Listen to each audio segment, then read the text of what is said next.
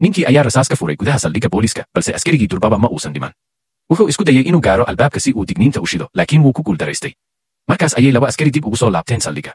Ninku si degan ayuu isku dhigay isagoo u ekaaday nin delivery wato wuxuuna u sheegay in qof si kama ah u dhacay oo dhaawacmay. Markii ay u dhaqaaqeen inay hubiyaan ninku bastooladii ayuu kor u taagay oo ka hor inta aysan falcelin wuu toogtay labadii askari. Askari kale oo ku jiray xafiiskiisa ayaa maqlay dhawaqa rasaasta wuxuuna si degdeg ah uga soo baxay.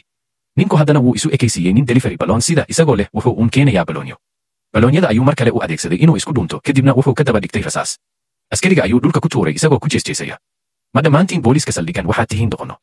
Markaas ayay soo baxday askari dumar ah oo feejigan oo bastoolad soo bixisay.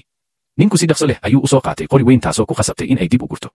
Haweenaydu waxay si dhaqso leh ugu carartay meel ammaan ah oo ay ka dambayso muraayad aan xabaduu karin. Waxay bilowday inay beddesho furaha si ay u furto albaabka birta ah. Rasaas culus ayaa si joogto ah ugu dhacaysay muraayadda iyadoo ninku u ridayo xabad.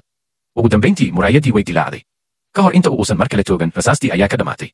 Haweenaydii markay aragtay arrintaas si dhaqso leh ayay u toogatay iyadoo isla waqtigaas riixaysa albaabka qolka xabsiga oo ay gudaha ugu booday. Rasaas kale ayaa daba timid laakiin markay hoos u eegtay waxay ogaatay in lagu dhuftay. Waxaa la ogaaday in ninkani uu saldhigga ku soo dhacay si uu u dilo horjoogaha burcadda oo gudaha ku xiran si uu u helo lacago madax furasho ah. Ninkii wuxuu isku dayay inuu xabado ku furfuro albaabka birta ah. Balse xabadihii dib ugu soo laaban lahaayeen ayay ku sigteen inay isaga ku dhacaan. Albaabka culus wuxuu ku qasbay inuu xeelad kale adeegsado. Daqiiqado kadib saaxiibkii haweenayda ayaa u sheegay inuu tuhunsan yahay in ninkii dilka wada uu baxay. Laakiin haweenaydu waxay garatay inuusan tegi doonin inta uusan hawshiisa dhammayn. Waxay weydiisay su'aalo waxaana cadaatay in askarigii u yimid uu yahay qof iska ekaysiin ah. Markii sirtiisa la fahmay ninkii wuxuu qirtay inuu yahay caawiye dilka. Isla waqtigaas ninkii dilaa ahaa wuxuu isaga oo ku dhumaalaysanaya ka dambaysay biraha xabsiga. Labadoodu waxay go'aansadeen in derbiga u dhexeeya qol beddelka iyo qolalka xabsiga la burburiyo.